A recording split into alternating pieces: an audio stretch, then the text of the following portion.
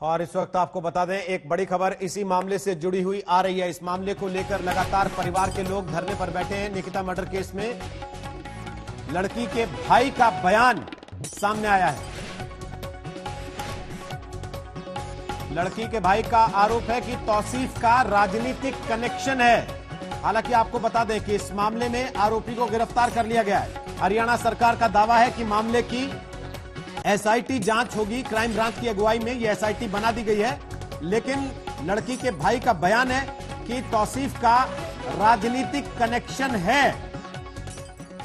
परिवार का आरोप है कि पहले भी पुलिस ने शिकायत करने पर आरोपी से समझौता करवा दिया था और अब इस मामले में राजनीतिक कनेक्शन का आरोप परिवार की तरफ से लगाया गया। अरविंद ओझा हमारे सहयोगी इस वक्त आ चुके हैं इसी खबर पर और जानकारी लेकर। अरविंद बताइए, क्या है ये राजनीतिक कनेक्शन?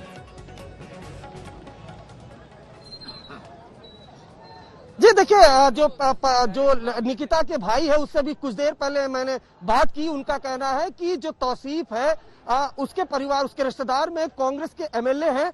वो उसके अलावा तौसीफ के जो दादा थे वो भी हरियाणा के पूर्व गृह मंत्री थे। तो कहीं ना कहीं जो पॉलिटिकल रसूख है तौसीफ का, वो 2018 में जब निकिता को अबडक्ट किया था, अपहरण किया था, एफआईआर दर्ज हुई थी, उस वक्त भी सामने आया था दबाव। और अब निकिता के भाई का कहना है कि बहुत मुमकिन है कि अगर आरोपी का इतना स्ट्रांग पॉलिटिकल कनेक्शन है तो उसका इस्तेमाल जरूर करेगा। शायद यही वजह है कि स्ट्रांग एक्शन हो। इसको लेकर अगर आप देखिए तो पूरा परिवार इस वक्त, कैमरा पर्सन रितेश मिश्रा कहूंगा दिखाएं, पूरा परिवार पहले बल्लभगढ़ में जहां उनका घर था वहां पर धरने पर बैठा हुआ था रोहित। उसके बाद अब यहां पर परिवार जो मथुरा फरीदाबाद ये हाईवे है यहां पर बैठा है।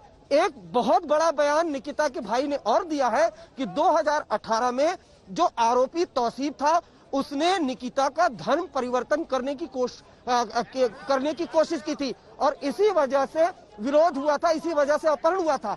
तो ये संगीन आरोप लगाया है। इसके बाद अगर आप देखिए तो जो निकिता का पूरा परिवार है यहाँ पर सड़कों पर बैठा हुआ है। एसडीएम बल्लभगढ़ की वो बाकायदा मान मनोबल कर रही थी, लेकिन इनका कहना है कि जब तक स्ट्रॉन्ग एक्शन नहीं लिया जाएगा तब तक परिवार यहाँ से नहीं हटेगा। सुबह से ही पूरा परिवार, आसपास के लोग, इलाके के लोग, वो इसी तरीके से अलग अलग सड़कों पर बैठे हैं। प्रशासन का कहना है कि 5 घंटे के अंदर हमने जो मेन आरोपी है तौसीफ रेहान, उसको गिरफ्तार कर लिया है। लेकिन परिवार का कहना है, इलाके के लोगों का कहना है कि इससे बात बनती नहीं दिख रही है। लेकिन आपको बताऊं, हरियाणा वही राज्य है जहां से बेटी बचाओ बेटी पढ़ाओ अभियान की सबसे पहली शुरुआत हुई थी और सीसीटीवी कैमरा में जिस तरह से वारदात हुई है, 2 सवाल खड़े होते हैं। पहला, लॉ एंड ऑर्डर का, क्या कॉलेज के बाहर किसी तरह का कोई पीसीआर वैन खड़ा नहीं था?